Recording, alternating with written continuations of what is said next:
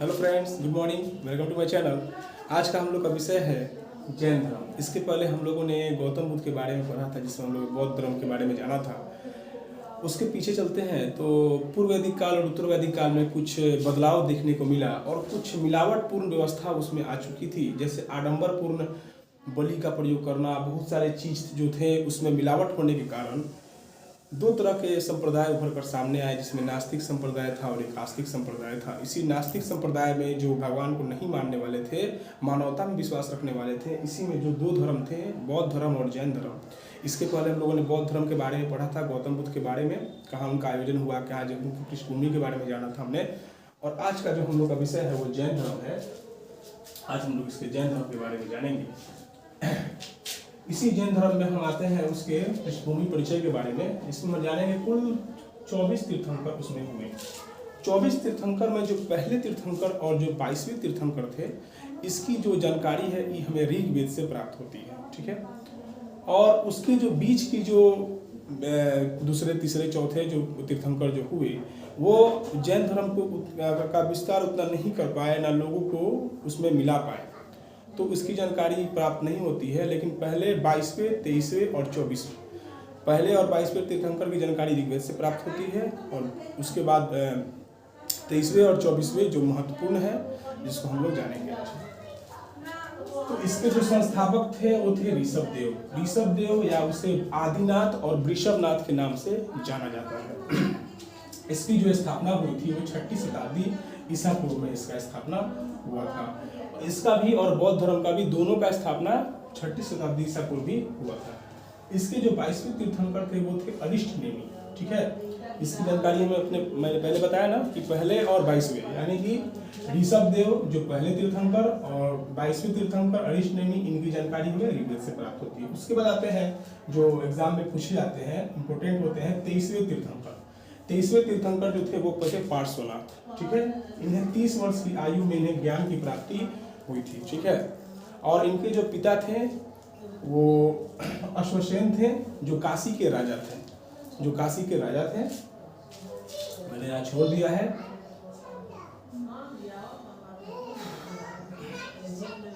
ये जो थे वो काशी के राजा थे और पार्श्वनाथ का जन्म भी काशी वाराणसी में हुआ था।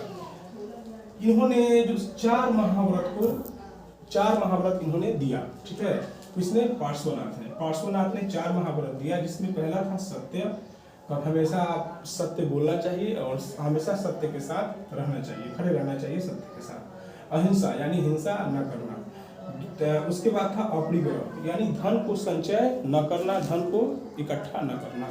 और उसका चौथा था अस्तेय, यानी चोरी न करना। ये 4 महाव्रत जो थे वो पार्श्वनाथ ने दिए थे। इसके बाद इसमें एक 5वां भी महाव्रत जोड़ा गया, जो महावीर स्वामी ने जोड़ा, हम लोग आगे पढ़ेंगे, जिसका जो ब्रह्मचर्य जोड़ा गया था।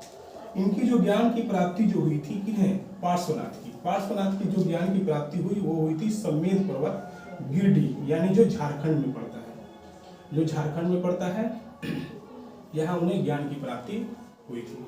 इसके बाद आपसे अगर एग्जाम में पूछता है कि जैन धर्म के संस्थापक, तो ऋषभदेव। वास्तविक संस्थापक अगर पूछे तो महावीर स्वामी, ठीक है। जैन धर्म के जो वास्तविक संस्थापक थे, इन्होंने क्या किया कि जैन धर्म को चलाया, ठीक है।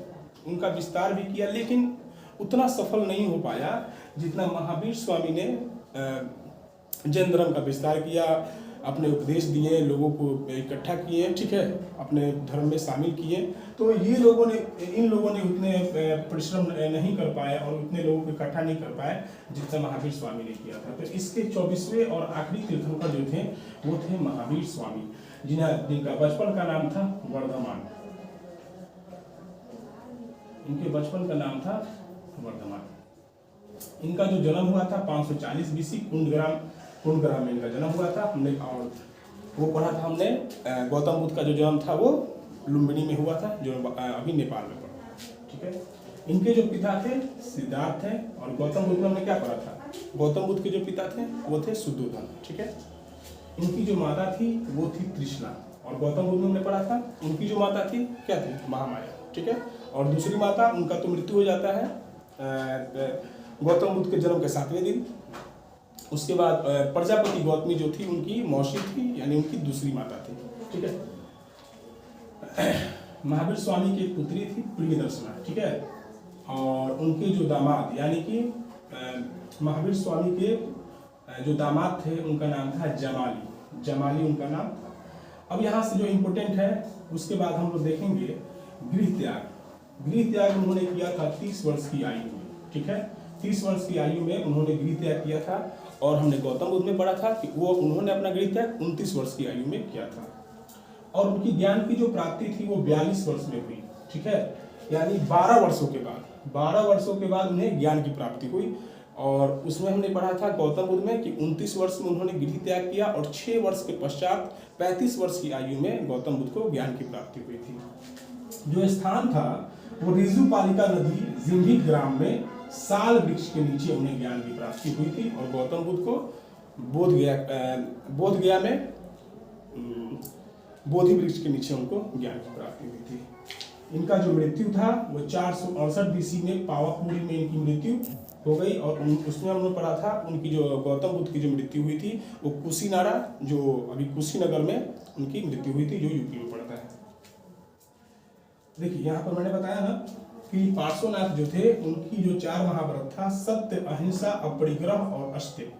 और 5वां महाव्रत जो था उन्होंने महावीर स्वामी ने जोड़ दिया ब्रह्मचर्य, यानी कि जीवन को ब्रह्मचर्य बना के, मतलब ब्रह्मचर्य जीवन को का पालन करना है, ठीक है। इनके जो 3 गुण व्रत थे वो थे, पहला दीघव्रत, अनर्थ दंडव्रत और भोकप भोग। यानी कि जिस धर्म से जुड़ना, जैन धर्म से जुड़ो, ठीक है। और हमेशा मतलब अपना जो जीवन है वो इसी से जुड़े रहो, ठीक है। अपना मतलब जो जीवन है, मतलब ब्रह्मचर्य जीवन का फॉलो करो। उसके बाद था अनर्थ दंडवत, यानी किसी को बिना हिंसा के, मतलब भेदभाव करना और उसको दंड देना, ये चीज से उन्होंने मना किया था। और तीसरा था भोगप भोग, यानी भोगप भोग का से तात्पर्य है कि वैसे चीज जो भोगने के काम है, जैसे खाना होता है वो हम एक बार भोग लेते हैं, लेकिन भोगप भोग में जैसे वस्त्र हो गए, कपड़े हो गए, ये भोगप भोग थे, ठीक है। उसके बाद था प्रथम उपदेश। उन्होंने प्रथम उपदेश कहाँ दिया था? राजगृह में दिया था, ठीक है। उनके जो प्रथम शिष्य थे वो थे जमाली, जमाली यानी कि उनके दामाद, ठीक है, उनके प्रथम शिष्य बने थे। और उसमें प्रथम जो महिला शिष्य बनी थी गौतम बुद्ध में वो थी प्रजापति गौतमी थी, ठीक है। और इनके जो त्रिरत्न थे, हमने पढ़ा था गौतम बुद्ध में कि अगर दुख है तो दुख का समुदाय है, दुख का निवारण भी है और दुख निवारण का मार्ग भी है, यानी 4 तरह के उन्होंने बताए थे। और दुख के लिए उन्होंने अष्टांगिक मार्ग भी बताया था कि इन अष्टांगिक मार्गों को अगर हम फॉलो करते हैं तो हम दुख से निवारण पा सकते हैं। उसी तरह इनमें भी जैन धर्म में भी त्रिरत्न दिए महावीर स्वामी ने दिए, जिसमें था एक सम्यक दर्शन, यानी सही दृष्टि होनी चाहिए, सम्यक ज्ञान यानी वास्तविक ज्ञान होना चाहिए, ठीक है। किससे? जैन धर्म से रिलेटेड जितने जो चीजें बताई गई है। इसके बाद हम वाले वीडियो हम लोग पढ़ेंगे वो कौन कौन सी बातें थी। और एक था सम्यक आचरण, यानी कि अपना जो व्यवहार, कैरेक्टर जो होना चाहिए वो सही होनी चाहिए, ठीक है। तो आज हम लोग इन सारी बातों को आज हम लोग जाने, ठीक है। और इसके बाद मैं एक और वीडियो लेकर आऊँगा जिसमें इसके बाद की बातें को जानेंगे, कैसे उसका आयोजन हुआ, कहाँ कहाँ जो उसका विस्तार था, कहाँ से कहाँ तक पहुँचा, ठीक है। और भी कुछ गुण जो थे वो महावीर स्वामी ने दिए थे। उसके बाद श्वेतांबर के बारे में जानेंगे कि